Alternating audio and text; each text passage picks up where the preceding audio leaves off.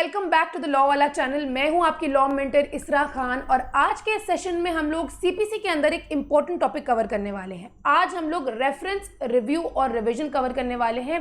ये टॉपिक इतना ज़्यादा इंपॉर्टेंट है क्योंकि बहुत सारे लोग एक्चुअली इस टॉपिक में कंफ्यूज हो जाते हैं। रेफरेंस, रिव्यू, रिवीजन जैसे वर्ड्स में अच्छे लोग कंफ्यूज हो जाते हैं, तो इसमें कॉन्सेप्चुअल क्लैरिटी की बहुत ज़्यादा रिक्वायरमेंट होती है। जितने भी प्रोविजंस हैं regarding reference, review and revision in CPC we are going to cover in this particular class. Session शुरू करने से पहले एक डिस्क्लेमर देना चाहती हूँ। लॉ वाला पे जो फाउंडेशन बैच चल रहा है ना स्टूडेंट्स, ये हर एक लॉ स्टूडेंट के लिए चल रहा है और जुडिशियल सर्विस एस्पिरेंट्स के लिए भी चल रहा है। तो वो स्टूडेंट्स जो लॉ के बारे में बिल्कुल भी नॉलेज नहीं रखते हैं उनके लिए भी ये बैच है, और वो स्टूडेंट्स जिनको लॉ के बारे में अच्छी नॉलेज है, जो ऑलरेडी पढ़ चुके हैं, उनके लिए भी ये बैच है। तो आपको निश्चिंत रहना है, हर चीज़ आपको प्रोवाइड करी जाएगी, लेकिन फ्रॉम द वेरी बेसिक करी जाएगी, फ्रॉम द वेरी बेसिक, क्योंकि वो बेनिफिट करेगा किसको? लॉ स्टूडेंट्स को। तो ये एक फ्री ऑफ कॉस्ट इनिशिएटिव है, याद रखिएगा, फ्री ऑफ कॉस्ट इनिशिएटिव है। तो स्टूडेंट्स थोड़ा सा रिस्पेक्ट आपको करना है, टीचर्स को भी एक क्लास का डेकोरम मेंटेन करके रखना है। अपने लिए सच्चे रहेंगे तो डेफिनेटली आगे बढ़ेंगे लाइफ में, राइट? तो आगे बढ़ते हैं और आज का सेशन शुरू करते हैं। डेली टारगेट देख लेते हैं। देखिए, रेफरेंस कवर करेंगे, रिव्यू कवर करेंगे और रिवीजन कवर करेंगे सीपीसी के अंदर। इससे रिलेटेड जितने भी प्रोविजंस हैं उनको कवर करने वाले हैं। ऑर्डर क्या क्या है वो सब देखने वाले हैं। इम्पॉर्टेंट बात यहाँ पे ये है कि ये क्वेश्चन जो है मेंस में शॉर्ट होता है, यानी कि 100% आपको ये क्वेश्चन देखने को मिलेगा, चाहे शॉर्ट आंसर टाइप में मिले चाहे लॉन्ग आंसर टाइप में मिले। साथ ही साथ जो लॉ ग्रेजुएट्स हैं उनके भी एग्जाम में ये क्वेश्चन पूछा जाएगा, तो अच्छे से तैयार करना है, अपने नोट्स प्रिपेयर करिए, साथ ही साथ अपनी बेयर एक्ट को लेके बैठिएगा क्लास में। अब इम्पॉर्टेंट पॉइंट क्या है? यूजुअली जो क्वेश्चंस देखे जाते हैं कौन से एरिया से देखे जाते हैं? मेजर डिफरेंसेस से देखे जाते हैं, यानी कि रेफरेंस या रिव्यू में डिफरेंस पूछ लेंगे, रिवीजन और रिव्यू में डिफरेंस पूछ लेंगे, रेफरेंस और रिवीजन में डिफरेंस पूछ लेंगे। इस तरह से क्वेश्चन पूछे जाते हैं। तो वो सारी चीज़ें आज के सेशन में हम लोग कवर करने वाले हैं। अगर हम लोग प्रोविजंस की बात करें तो सेक्शन 113 ऑर्डर 46 डील करता है with reference, section 114 order 47 deal करता है विथ रिव्यू, और सेक्शन 115 डील करता है विथ रिवीजन, क्योंकि ये ऑर्डरलेस है तो इसका कोई ऑर्डर नहीं है। ठीक है, ये ऑर्डरलेस प्रोविजन है।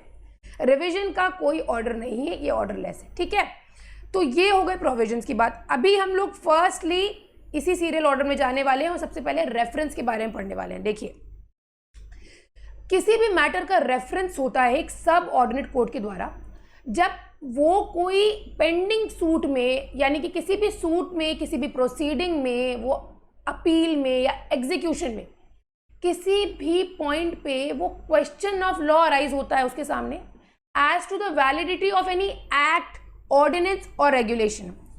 तो उस सबऑर्डिनेट कोर्ट के सामने क्या क्वेश्चन अराइज होता है? एज टू द वैलिडिटी, और उसको उस पॉइंट पे क्या है? रीजनेबल डाउट है। उस पॉइंट पे उस सबऑर्डिनेट कोर्ट को रीजनेबल डाउट है about such question of law.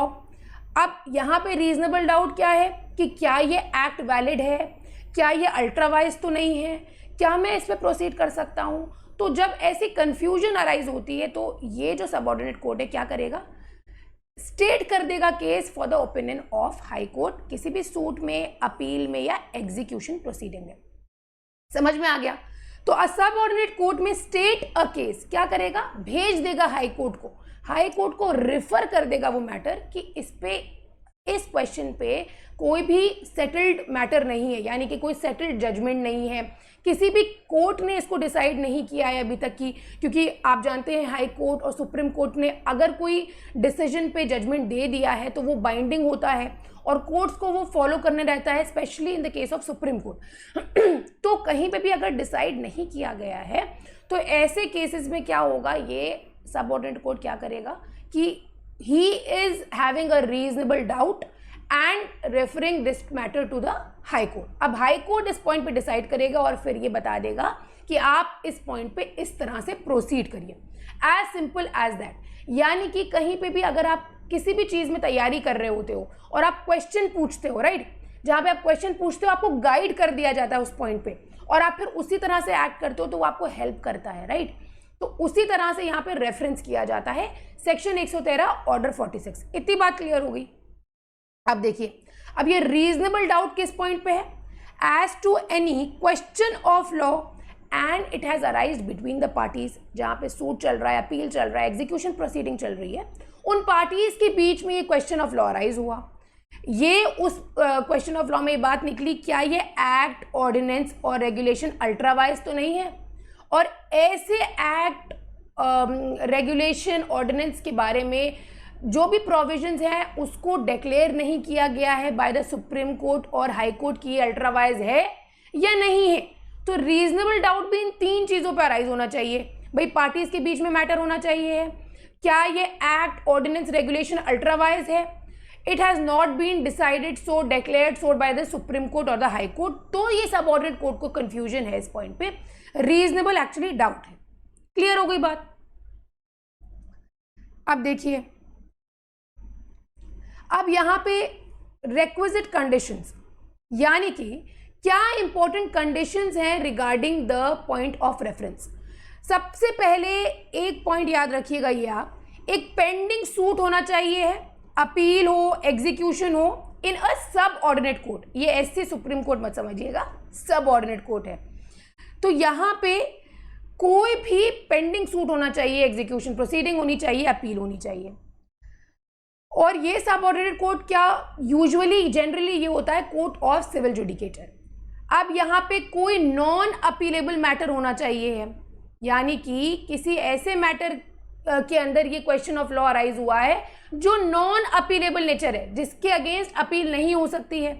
अब इसमें कोई यूसेज पे भी क्वेश्चन आ सकता है, the usage having force of law. कोई ऐसा यूसेज चल रहा है जिसका इतने टाइम से चल रहा है कि अब उसके पास फोर्स ऑफ लॉ है, यानी कि अब वो लॉफुल हो गया है, या फिर कोई भी question of law which is necessary to decide. और ये बेसिकली जो सब ऑर्डिनेट कोर्ट है इसको लग रहा है कि यहाँ पे कोई पॉसिबिलिटी ऑफ एरर है, यानी कि कोई एरर हो सकता है मुझसे, तो वो क्या करेगा, वो उस मैटर को हाई कोर्ट को रेफर कर देगा। क्या समझ में आया। देखिए, समझना ये है कि यहाँ पे कोई पेंडिंग सूट है, उसमें कोई क्वेश्चन ऑफ लॉ की बात करी गई है। अब ये क्वेश्चन ऑफ लॉ क्या हो सकता है, किसी एक्ट, ऑर्डर और रेगुलेशन, ऑर्डिनेंस या रेगुलेशन की वैलिडिटी से हो सकता है, या अदर क्वेश्चन ऑफ लॉ हो सकता है, यानी कि जनरल क्वेश्चन ऑफ लॉ। अब ये जो अदर क्वेश्चन ऑफ लॉ है इस पे रेफरेंस आप नहीं कर सकते हैं, आप रेफरेंस सिर्फ वैलिडिटी ऑफ एक्ट, ऑर्डिनेंस या रेगुलेशन पे ही कर सकते हैं। कोई नॉन अपीलेबल मैटर होना चाहिए, या कोई यूसेज, ये हम लोगों को मिलता है ऑर्डर 46 रूल 1 में, ठीक है, या कोई ऐसी यूसेज हो having the force of law, question of law which is necessary to decide, और सबऑर्डिनेट कोर्ट को लग रहा है कि यार मेरे से गलती हो जाएगी, तो वो उस मैटर को हाई कोर्ट को रेफर कर देता है। क्लियर हो गई बात। अब रेफरेंस के लिए कौन अप्लाई कर सकता है, ये देखिए, ये एप्लीकेशन ऑफ पार्टीज पे होता है, या फिर कोर्ट चाहे तो सुओ मोटो भी रेफर कर सकता है मैटर। दो बातें हम लोगों को पता लगी। रेक्विजिट कंडीशंस में सबसे पहले एक पेंडिंग सूट होना चाहिए, मैटर नॉन अपीलेबल होना चाहिए, और सबऑर्डिनेट कोर्ट को लग रहा है कि यार मुझसे गलती हो जाएगी। दूसरी बात, हु में अप्लाई, सुओ मोटो कर सकता है या फिर on the application of parties कर सकता है। I hope this point is clear. अब देखिए, अब बात आती है ऑब्जेक्ट की। क्या जरूरत पड़ी ऐसे प्रोविजन को डालने की, रेफरेंस को डालने की, क्या प्रोविजन, मतलब क्या जरूरत पड़ी, जनरल सेंस में सोचिए भाई क्या जरूरत पड़ी होगी। सब ऑर्डिनेट कोर्ट को ये एनेबल करना, उसको ये पावर देना कि नॉन अपीलेबल मैटर है अगर, तो वो हाई कोर्ट तक जा सकता है। साथ ही साथ कोई भी गलती जो बाद में सही नहीं हो सकती है, क्योंकि नॉन अपीलेबल मैटर है, अब ये बाद में नहीं सही हो पाएगी, तो इसीलिए इसी पॉइंट पे उसको रेफर कर दो। अगर कुछ भी रीजनेबल डाउट लग रहा है तो वहीं पे रुक जाओ और उसको मैटर को रेफर करो। वैलिडिटी है ऑफ एन एक्ट, ऑर्डिनेंस और रेगुलेशन, तो ये बेसिकली इतना इंपॉर्टेंट होता है कि ज़रूरी है कि ये हाईएस्ट कोर्ट जो उस टाइम पे है, उस हाईएस्ट कोर्ट यानी कि हाई कोर्ट के द्वारा ही डिसाइड किया जाए। ये वैलिडिटी की क्योंकि क्वेश्चन अराइज हुआ है, तो इसको बेटर है कि ये हाई कोर्ट ही डिसाइड करे, ताकि कोई इशू ना अराइज हो बाद में कि आपने ऐसे क्वेश्चन पे क्यों डिसाइड किया। आपको ये पावर नहीं थी, ये पावर हाई कोर्ट को दी गई है रेफरेंस की। क्लियर? अब देखिए रूल 3 में यहाँ पे हाई कोर्ट की पावर की बात करी गई है। हाई कोर्ट रेफरेंस के मैटर में क्या क्या कर सकता है? सबसे पहले याद रखिएगा, ये जो जुरिस्डिक्शन होता है हाई कोर्ट का, ये कंसल्टेटिव होता है, यानी कि हाई कोर्ट जो क्वेश्चन आप उसको रेफर कर रहे हो उस क्वेश्चन तक के कन्फाइंड नहीं रहेगा, वो चाहे तो कोई और क्वेश्चंस भी उठा सकता है। ठीक है, the high court will not be confined to the questions referred by the subordinate court. वो चाहे तो वो किसी और एस्पेक्ट पे डिसाइड कर सकता है on new aspects of law. यहाँ पे हाई कोर्ट क्या करेगा, वो आंसर करेगा अपना जवाब और उसको वापस भेज देगा to the main court, to the first instance court, और वो क्या करेगा, वो डिस्पोज ऑफ कर देगा, उसी लॉ के अकॉर्डिंग आप डिस्पोज ऑफ करोगे। साथ ही साथ ये हाई कोर्ट की पावर है, चाहे तो रिफ्यूज कर दे, क्योंकि ये कंसल्टेटिव नेचर की पावर है, कोई बाइंडिंग नहीं है, ये बाइंडिंग नहीं है। उसको लगता है अगर हाई कोर्ट को इतना ज्यादा कोई इंपॉर्टेंट मैटर नहीं है डिसाइड करने को तो वो ना करे, तो रिफ्यूज कर सकता है, क्वॉश भी कर सकता है। बस एक बात है, हाई कोर्ट रेफरेंस के मैटर को मेरिट्स पे नहीं डिसाइड करेगा, मेरिट पे नहीं देखेगा, वो काम उसी कोर्ट का है। क्लियर? तो ये बात हो गई हाई कोर्ट की पावर की। यहाँ पे रूल 3 भी याद रखिएगा। अब देखिए रूल 2 ऑर्डर 46, यहाँ पे ऑर्डर 46 की बात हो रही है। ठीक है, रूल 2 क्या कह रहा है? रूल 2 कह रहा है द कोर्ट मेकिंग रेफरेंस क्या कर सकता है, स्टे कर सकता है केस को। जिसने रेफरेंस किया है, रेफर करके उसने हाई कोर्ट को भेज दिया, तो उस टाइम पे क्या करेगा, उस टाइम पे उस केस को वो चाहे तो स्टे कर दे, या फिर कोई कंडीशनल या कंटिंजेंट ऑर्डर भी कर सकता है, कोई कंडीशनल या कंटिंजेंट डिक्री या ऑर्डर पास कर सकता है ऐसे मैटर में जब रेफर किया गया है केस। रूल 3 देखिए क्या कहता है, hearing by the high court. Parties यहाँ पे प्रे कर सकती हैं कि आप हमें हियर करिए। हाई कोर्ट में जब मान के चलिए मैटर चला गया है, रेफर कर दिया गया है, तो पार्टीज यहाँ पे ये कह सकती हैं कि हमें भी हियर किया जाए, और decision on such reference shall be certified to the subordinate court. और हाई कोर्ट चाहे तो उनको हियर कर सकता है, और ऐसे मैटर्स का डिसीजन जो होता है फिर बाद में सर्टिफाई कर दिया जाता है to the subordinate court. Rule 4 important है प्रीलिम्स के पॉइंट ऑफ व्यू से, यहाँ से क्वेश्चन पूछा जाता है प्रीलिम्स में। कॉस्ट ऑफ रेफरेंस क्या डीम करा जाएगा, it will be the cost of the suit. Cost of reference will be deem to be the cost of the suit. Rule 5 क्या कहता है? रूल 5 कहता है हाई कोर्ट में return case for amendments, cancel कर सकता है हाई कोर्ट, ऑल्टर कर सकता है और सेट असाइड भी कर सकता है। ये हाई कोर्ट की पावर है। ठीक है, तो रूल 2 में हम लोगों ने देखा स्टे, कंडीशनल या कंटिंजेंट ऑर्डर। रूल 3 में hearing by the high court and the parties may pray for to be heard. Rule 4 cost of reference will be deem to be the cost of the suit. Rule 5 high court में return, cancel, set aside, alter कुछ भी कर सकता है। Clear हो गई बात? Rule 5 भी बहुत इंपॉर्टेंट है। रूल 6 देखिए क्या कहता है। रूल 6 कहता है power to refer high court questions as to jurisdiction in small cause court. यानी कि अगर स्पेसिफिकली कोई ऐसा मैटर था जो स्मॉल कॉज कोर्ट ही के पास जुरिस्डिक्शन है, तो ऐसे केसेस में आप रेफर कर रहे हैं, क्या वो मैटर्स है या कोई ऐसा जुरिस्डिक्शन जो स्मॉल कॉज कोर्ट के पास नहीं था उसने एक्सरसाइज कर दिया, तो ये रेफर किया जाएगा मैटर हाई कोर्ट को। और रूल 7 भी बेसिकली स्मॉल कॉज कोर्ट के बारे में ही बात करता है। डिस्ट्रिक्ट जज क्या कर सकता है, यहाँ पे डिस्ट्रिक्ट कोर्ट में डिस्ट्रिक्ट जज क्या कर सकता है, he may put up a matter before high court if the subordinate court has made an error of jurisdiction. यानी कि स्मॉल कॉज कोर्ट का जुरिस्डिक्शन था और वो एक्सरसाइज कर दिया, तो ये याद रखिएगा। रूल 6, 7 स्मॉल कॉज कोर्ट के बारे में बताते हैं। रूल 8 ये कहता है, ये रूल जो है रूल 38 ऑर्डर 41 का वो अप्लाई करेगा टू ऑर्डर 46। लेकिन याद रखिएगा यहाँ various states have amended this provision, इसको अमेंड करा गया है बहुत सारे स्टेट्स में, ये याद रखिएगा। रूल 8 के बारे में बात करिए मैंने। आगे बढ़ते हैं।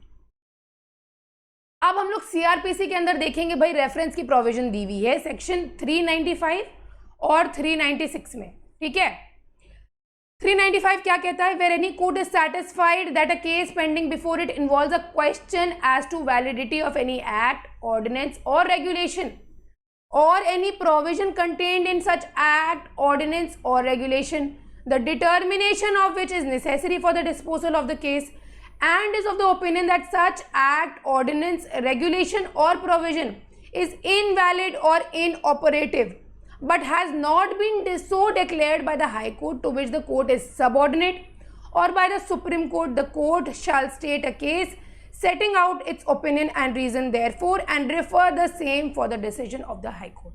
क्लियर हो गई बात? आगे बढ़ते हैं और देखेंगे रिव्यू क्या होता है. देखिए, रिव्यू का लिटरल मीनिंग ये समझ लीजिए रिकंसिडरेशन होता है. यहाँ पे हम लोग क्या पढ़ रहे हैं? री मतलब क्या होता है? फिर से.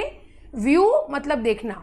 ठीक है, तो लिटरल मीनिंग क्या है? फिर से देखना, यानी कि उस मैटर को फिर से देखा जा रहा है, रिकंसिडर किया जा रहा है. सेक्शन 114 ऑर्डर 46 में दिया गया है. अब देखिए, बेसिकली रिव्यू क्या होता है? ये जुडिशियल एग्जामिनेशन होता है ऑफ द डिक्री और order by the very same जज हु पास्ड इट. ठीक है, कौन करेगा? यानी कि मैंने अगर किसी भी मैटर में कोई जजमेंट पास कर दिया, कोई ऑर्डर पास कर दिया, कोई डिक्री प्रिपेयर कर दी, तो ऐसे केसेस में उसको रिकंसिडर कौन करेगा? हाई कोर्ट नहीं करेगा, कोई सबऑर्डिनेट कोर्ट नहीं करेगा, मेरे से निचली अदालत नहीं करेगी, मेरे से ऊपर अदालत नहीं करेगी, मैं ही करने वाली हूं. अच्छा, यहां पे एक पॉइंट आपको याद रखना है. एक लॉ में हमारे होता है फंक्टस ऑफिशियो. फंक्टस ऑफिशियो का मतलब आप लोग जानते हैं, ये फंक्टस ऑफिशियो. फंक्टस ऑफिशियो का मतलब ये होता है कि एक बार जहां पे जज ने एक जजमेंट प्रोनाउंस कर दिया या उस पर साइन कर दिया, तो अब उसके पास कोई भी कंट्रोल नहीं बचता है. जज के पास अब कोई कंट्रोल नहीं बचता है कि उस मैटर में वो किसी और तरह से प्रोसीड करे. ठीक है, ही loses the control in a case. लेकिन इसके दो एक्सेप्शंस हैं. मान के चलिए, अगर उस जजमेंट में कोई क्लरिकल मिस्टेक है, कोई अरिथमेटिकल मिस्टेक है, तो फिर आप जो है आप कर सकते हैं. या फिर रिव्यू. रिव्यू में इस जो गलती है, इस गलती को सुधारा जा सकता है, तो फंक्टस ऑफिशियो का एक्सेप्शन होता है रिव्यू. साथ ही साथ अगर कोई जनरल कोई क्लरिकल या अरिथमेटिकल मिस्टेक हुई है, तो याद रखिएगा review acts as an exception to the basic law of functus officio. Clear हो गई बात? अब बताइए ऑब्जेक्ट क्या है? रिव्यू को डालने का ऑब्जेक्ट क्या है? रिव्यू करने का ऑब्जेक्ट क्यों दिया गया है? सबसे पहले acceptance of human mistakes and errors. कौन गलती नहीं कर सकता है?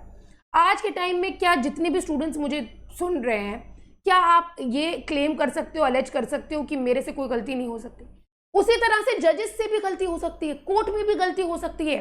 तो ये जो मिस्टेक्स हैं, एरर्स हैं, उनको एक्सेप्ट कर लिया जाता है. इसीलिए ये रिव्यू की प्रोविजन डाली गई है कि आप रिव्यू कर सकते हैं जो मैटर आपने डिसाइड किया है. और अगर ये ना हो, मान के चलिए, तो अल्टीमेटली प्रॉब्लम किसको होगी? जज ने तो बता दिया जो बताना था, उसको तो क्रिटिसाइज कर दिया जाएगा ज़्यादा से ज़्यादा, लेकिन मेन प्रॉब्लम होगी पार्टीज को. ठीक है, तो उन पार्टीज को प्रॉब्लम ना हो, यानी कि इंटरेस्ट ऑफ जस्टिस को सिक्योर करने के लिए.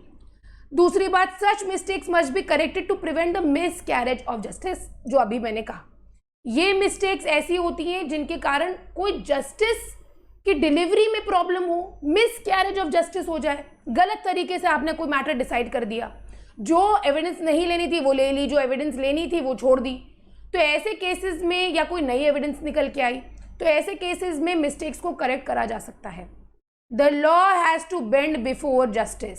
लॉ हमेशा जस्टिस के आगे झुक जाता है, क्योंकि जहाँ पे हम लोग बात करें क्रिमिनल लॉ की, क्रिमिनल लॉ क्या बात करता है? बियॉन्ड रीजनेबल डाउट, है ना ये प्रिंसिपल? क्रिमिनल लॉ का प्रिंसिपल होता है अपने केस को आप एस्टैब्लिश करिए beyond reasonable doubt. Burden of proof जो होता है, कभी इधर फुदकता है, कभी इधर फुदकता है, कभी इधर फुदकता है, कभी इधर फुदकता है, कभी इधर फुदकता है, कभी इधर फुदकता है. 10,000 लिए थे, नहीं लिए थे, लिए थे, नहीं लिए थे. तो बर्डन ऑफ प्रूफ इस तरह से चलता रहता है. आपको अपना केस एस्टैब्लिश करना होगा बियॉन्ड रीजनेबल डाउट. लेकिन अगर हम लोग सिविल लॉ की बात करें, ये बेस्ड होता है on the preponderance of probabilities. क्या प्रोबेबल सिचुएशन थी, क्या प्रोबेबिलिटीज थी, कैसे ये मैटर डिसाइड किया जा रहा है? तो हमेशा the law has to bend before justice. Rectification of an order stems from the fundamental principle that is the justice is above law. तो rectification of law is necessary, हर जगह नेसेसरी है, रेक्टिफिकेशन हर जगह नेसेसरी होता है, तो इसीलिए review का प्रोविजन डाला गया। Now question arises who may apply for review. See first point देखिए, any person aggrieved by a non appealable matter. यहां पे एक बढ़िया तरीके की बात आपको सामने आएगी आपके। रिव्यू किसी ऐसे मैटर पे भी किया जा सकता है जिसमें अपील लाई कर रही है। ये क्या है, ये कॉन्सेप्ट है लॉ का जो आपको समझना है। सबसे पहले कौन कर सकता है, any person who is aggrieved by a non appealable decree में अप्लाई फॉर रिव्यू। मतलब मैंने रिव्यू के लिए एप्लीकेशन डाला है, मेरे पास अपील की राइट नहीं थी। दूसरी बात, a person who did not appeal despite having a right to appeal. मेरे पास अपील करने की राइट थी लेकिन मैंने अपील नहीं करी, मैं रिव्यू एप्लीकेशन डाल सकती हूँ।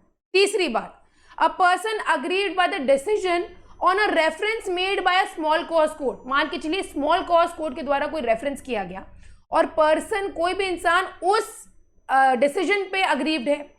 चौथी बात, a person aggrieved is one who has suffered a legal grievance, judgment pronounce हो चुका है, wrongly he has been deprived, या उसको रॉन्गली, उसके एविडेंस को नहीं देखा कोर्ट ने कहा नहीं मानते हैं, या wrongly he has been refused और he has been wrongly deprived of his right. तो ऐसे केसेस में आप रिव्यू के लिए अप्लाई कर सकते हैं। रूल 1 ऑर्डर 47 कहता है, पहली बात, any person aggrieved by a non appealable matter, यानी कि उसके अगेंस्ट डिक्री पास हो गई है और वो मैटर नॉन अपीलेबल है। दूसरा इंसान कौन होगा, जिसके अगेंस्ट डिक्री पास हुई है और मैटर के अगेंस्ट अपील लाई करती लेकिन उसने उसका बेनिफिट नहीं लिया और अपील का टाइम पीरियड खत्म हो गया। उसके बाद a person aggrieved by the decision of a reference made by small cause court, और any person who is aggrieved by a legal grievance, judgment pronounce हो गया है, रॉन्गली डिप्राइव्ड या रॉन्गली रिफ्यूज्ड। तो ऐसे केसेस में आप रिव्यू के लिए अप्लाई कर सकते हैं। रिव्यू के ग्राउंड्स क्या होंगे, किन ग्राउंड्स पे आप रिव्यू करेंगे? सबसे पहला ग्राउंड, आप कोर्ट में जाते हैं और कहते हैं कि जज साहब मुझे बहुत इंपॉर्टेंट एविडेंस मिली है, बहुत ही इंपॉर्टेंट एविडेंस मिली है और ये पहले मैं ला नहीं पाया, ये अभी आपके सामने, आप प्लीज मेरे मैटर को रिव्यू करिए। सो द न्यू और important evidence has come to the knowledge and could not be produced before the judgment without due diligence. सारे एफर्ट करे उसके बाद भी ये एविडेंस मैं नहीं ला पा रहा था, लेकिन अब मिल गई है, अब आप देख लीजिए। तो यही हुआ एक्चुअली जो राहुल गांधी का डिफेमेशन केस है, अब मुझे याद आ रहा है उस पॉइंट पे, हुआ यहाँ पे ये था कि जो कंप्लेंट करी गई थी इनके अगेंस्ट, पुरनेश मोदी ने जो करी थी, उस टाइम पे 2019 का मैटर था। एक्चुअली इन्होंने जो स्पीच करी थी, जो स्पीच के दौरान उन्होंने जो कमेंट्स करे थे, ये 2019 का मैटर था। इनके अगेंस्ट कंप्लेंट हो जाती है तो वहां पे पुरनेश मोदी कुछ टाइम तक ये मैटर चलता है, उसके बाद इसको फ्रीज करवा देते हैं। ये अभी फरवरी में ये फिर से कोर्ट जाते हैं और कहते हैं कि इस मैटर को आप अनफ्रीज करिए, मेरे पास एक बहुत इंपॉर्टेंट एविडेंस है। तो याद रखिएगा, यही वो इंपॉर्टेंट एविडेंस है और वो इंपॉर्टेंट एविडेंस देखने के बाद कोर्ट सीधे सीधे 2 साल की सजा दे देते हैं और आज को राहुल गांधी डिस्क्वालीफाइड है। तो ये अभी मुझे ध्यान आया तो मैंने आपको बताया। अब देखिए नेक्स्ट पॉइंट, देखिए एरर और defect apparent on the face of record. Apparent का मतलब क्या है, दिख रहा है सामने सामने, अरे ये तो बहुत बड़ी गलती हो गई, ये तो बहुत बड़ी गलती हो गई, अब क्या करा जाए, रिव्यू एप्लीकेशन डाल दीजिए। या फिर रिव्यू इंपॉर्टेंट है किसी और कॉज में, तो ऐसे केसेस में अग्रीव पर्सन अप्लाई कर सकता है रिव्यू के लिए। ये रूल 1 में दिया हुआ है, any new important matter, error और defect apparent on the face, any other cause. तो ऐसे मैटर्स पे आप रिव्यू कर सकते हैं। रूल 2 ऑर्डर 47 का, ऑर्डर 47 चल रहा है दोस्तों।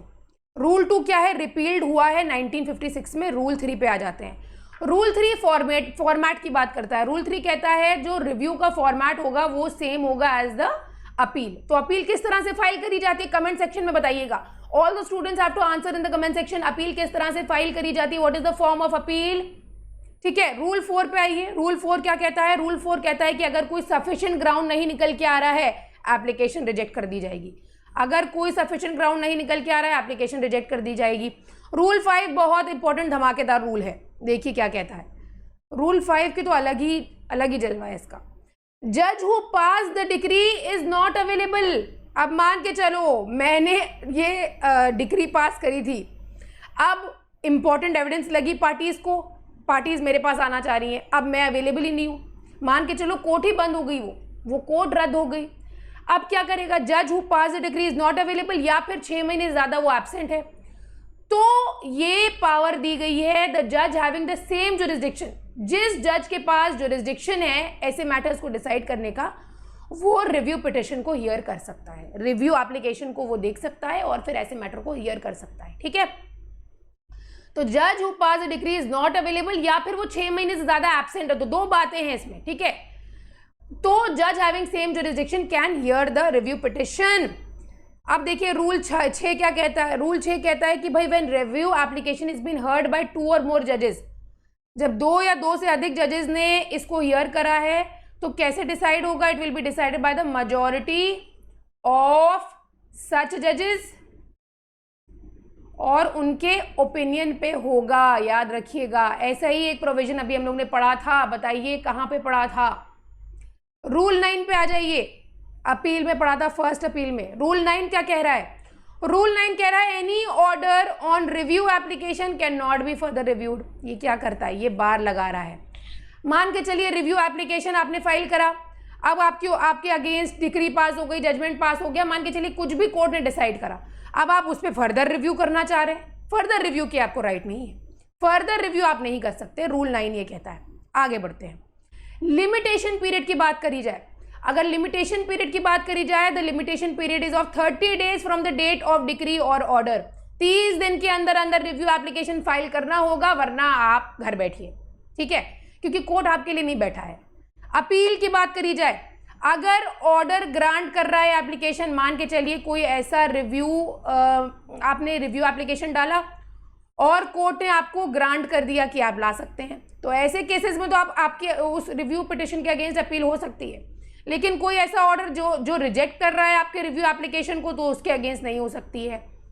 अगर ऑर्डर रिजेक्टिंग एप्लीकेशन ही के अगेंस्ट आप अपील दे देंगे तो फिर तो ये चलता ही रहेगा सिलसिला। तो जो ऑर्डर आपको ग्रांट कर रहा था एप्लीकेशन, उसके अगेंस्ट अपील में जा सकते हैं, लेकिन रिजेक्टिंग एप्लीकेशन के अगेंस्ट नहीं जा सकते, इनहेरेंट राइट। तो यहाँ पे no inherent right is available, यानी कि कोर्ट के पास कोई इनहेरेंट राइट नहीं है रिव्यू करने की। यहाँ पे कोर्ट को लॉ के द्वारा ही चलना होगा। अगर लॉ में दिया गया है रिव्यू, आपके पास रिव्यू करने की पावर है, तभी आप इसको एक्सरसाइज करेंगे। इतनी बातें क्लियर हो गई, आई होप क्लियर हो गई होंगी मेरे प्यारे स्टूडेंट्स को। अब यहाँ पे कैसे ना बताऊं आपको, आर्टिकल 137 कॉन्स्टिट्यूशन का क्या कहता है।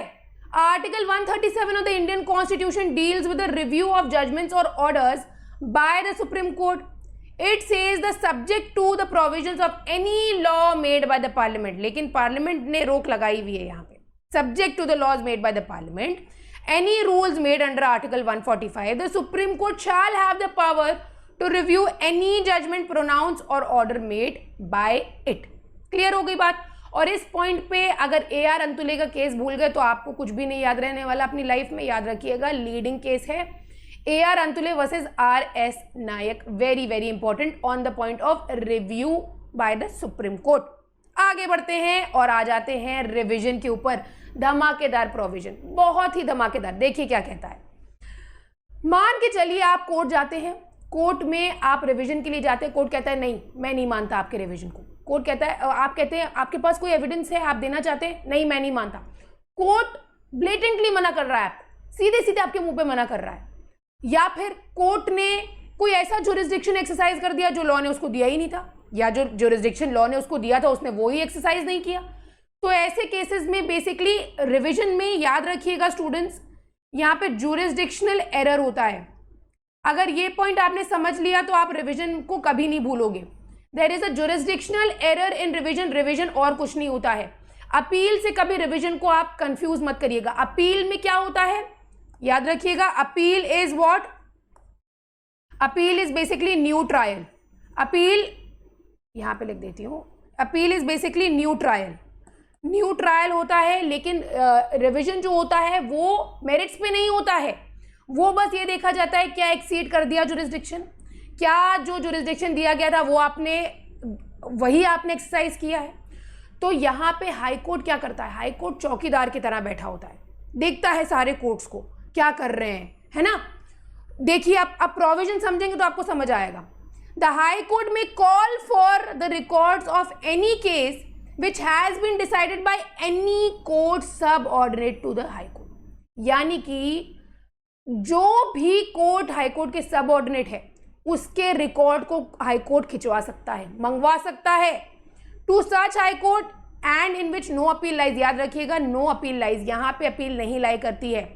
And if such subordinate court appears, क्या, to have exercise the jurisdiction not been vested in it by law, to have failed to exercise the jurisdiction so vested, to have acted in the exercise of jurisdiction illegally.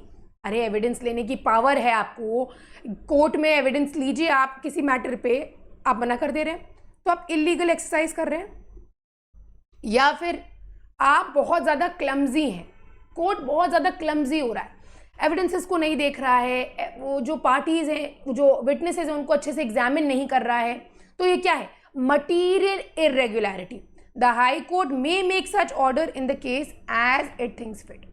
तो basically यहाँ पे यही होता है कि पहला point क्या देखा हम लोग ने, to have exercise jurisdiction not vested in it, to have failed to exercise the jurisdiction which was vested in it, to have exercised of its jurisdiction illegally और with material irregularity. The high court may make such order in the case as it thinks fit.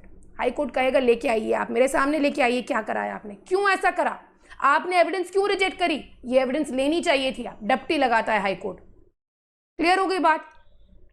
उसके बाद क्या कहा गया section 115 में, odourless है ये इसके पास कोई ऑर्डर नहीं है।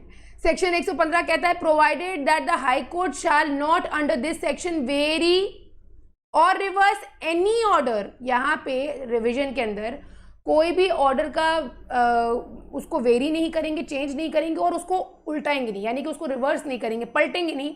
इन एनी ऑर्डर और any order deciding an issue in the course of a suit और अदर प्रोसीडिंग एक्सेप्ट, कौन सा करेंगे, where the order if it had been made in the favour of party applying, यानी कि जो रिविजनिस्ट है अगर उसके फेवर में ये बेसिकली पास कर दिया जाता तो फिर ये पूरे सूट को फाइनली डिस्पोज कर देता या सूट और अदर प्रोसीडिंग को फाइनली डिस्पोज ऑफ कर देता।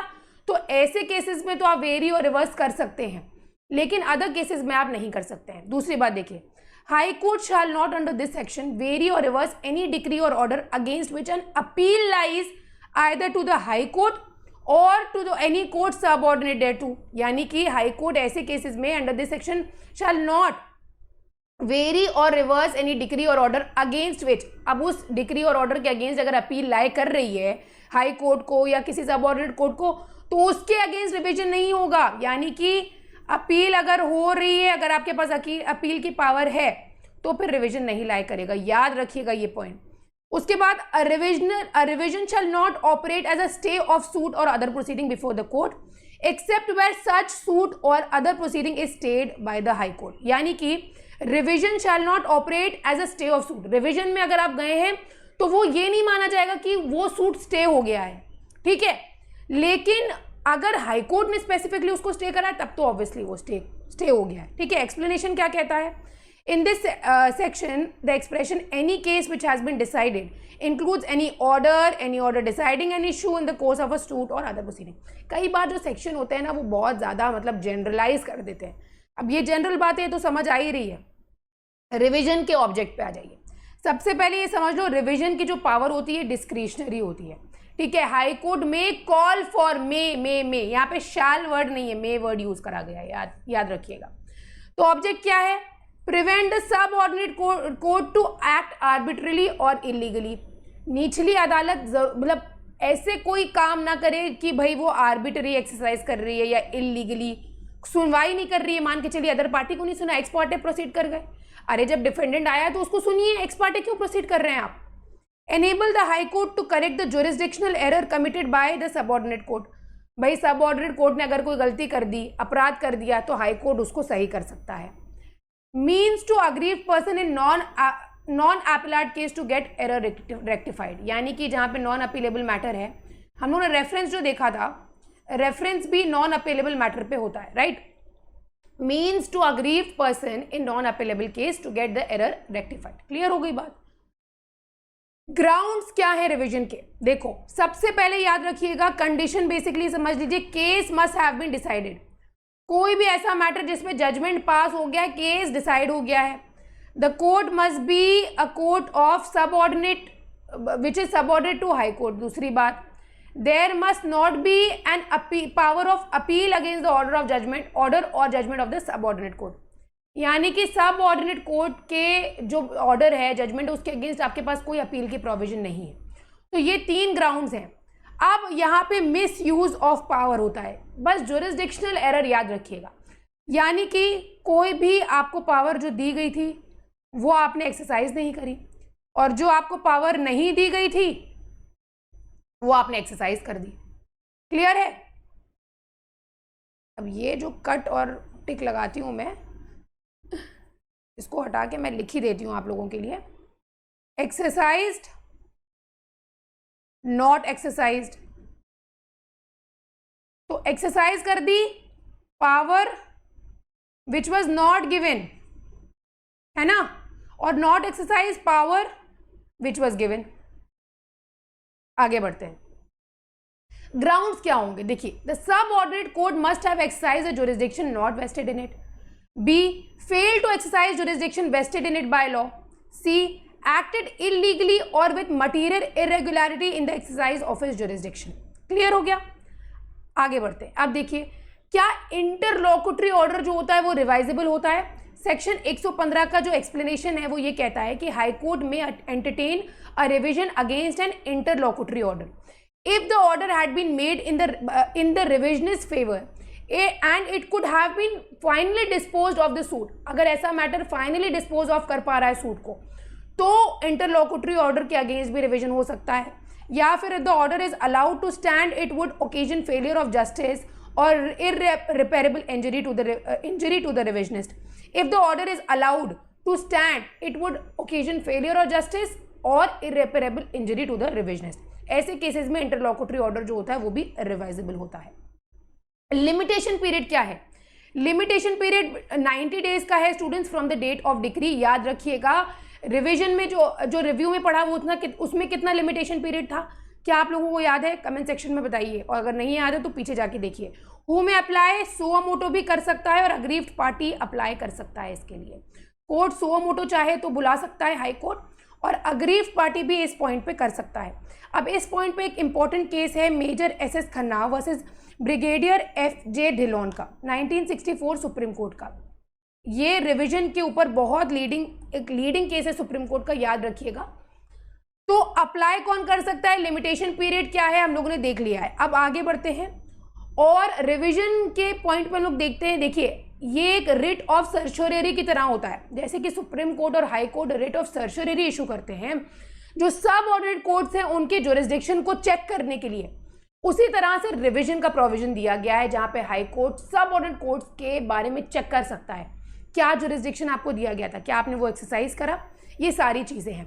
आर्टिकल 227 एक्चुअली स्टूडेंट्स क्या है, जो रमज़ान में जो फास्ट होता है उसमें बोलते बोलते ऐसा हो जाता है कि गला एकदम से ख़राब सा लगने लगता है, कफ आने लगता है, तो इसीलिए don't mind. Article 227 superintendence bye the high courts.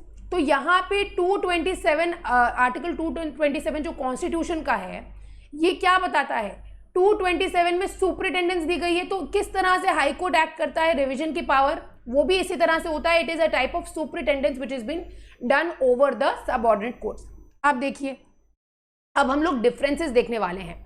देखिए यहाँ पे मेन डिफरेंस देख लेते हैं। सबसे पहले जो डिफरेंस है, देखिए, the case is referred to the high court by the subordinate court and not by the party for reference.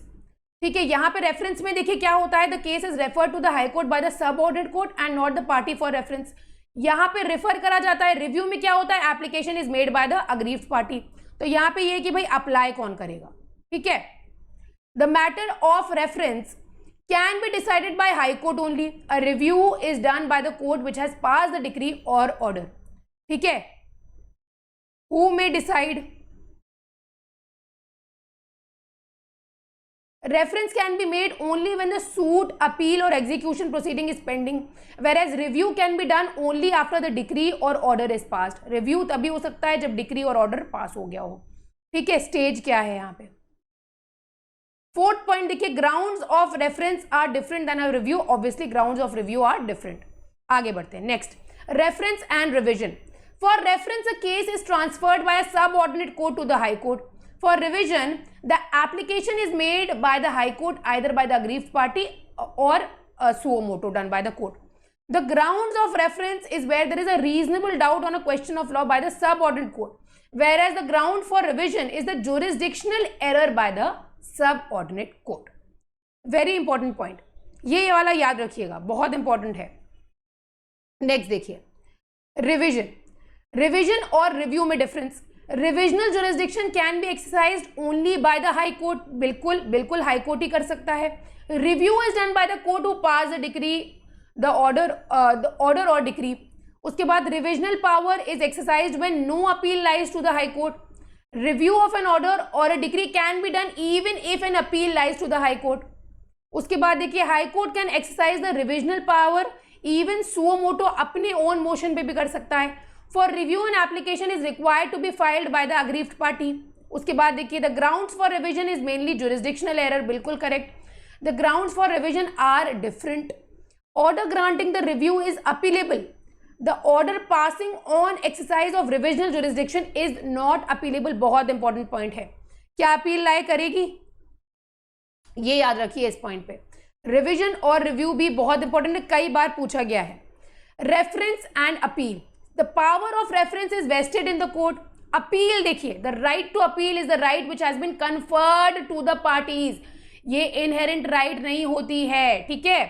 Reference can always be made to the high court and appeal can be made to any court which is the superior court, but it is not limited till the high court. The grounds for reference are substantial question of law and it is narrower. Appeal के जो grounds होते हैं वो wider होते हैं.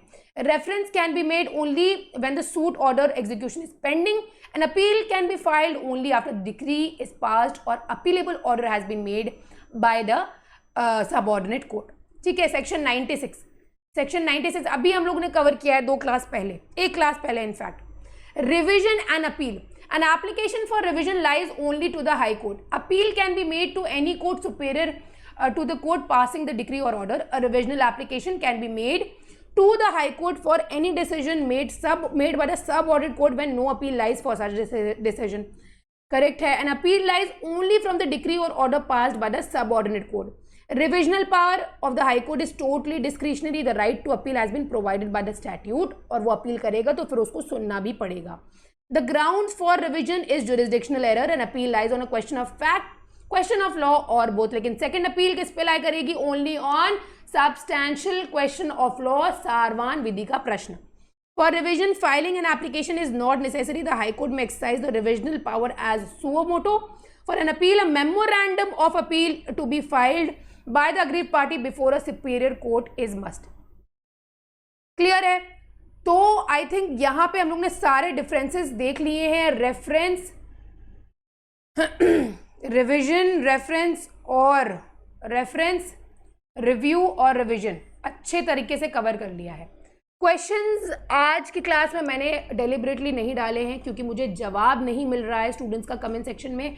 आप लोग actually I think questions चाहते ही नहीं हो, तो मैं रिसर्च करती हूँ, एफर्ट करती हूँ, अपनी तरफ से मैं क्वेश्चंस फ्रेम करती हूँ, तो वो मैंने फिर नहीं डाले. तो आई थिंक अगर आपको रिक्वायरमेंट होगी तो आप लोग कमेंट सेक्शन में ज़रूर शेयर करेंगे.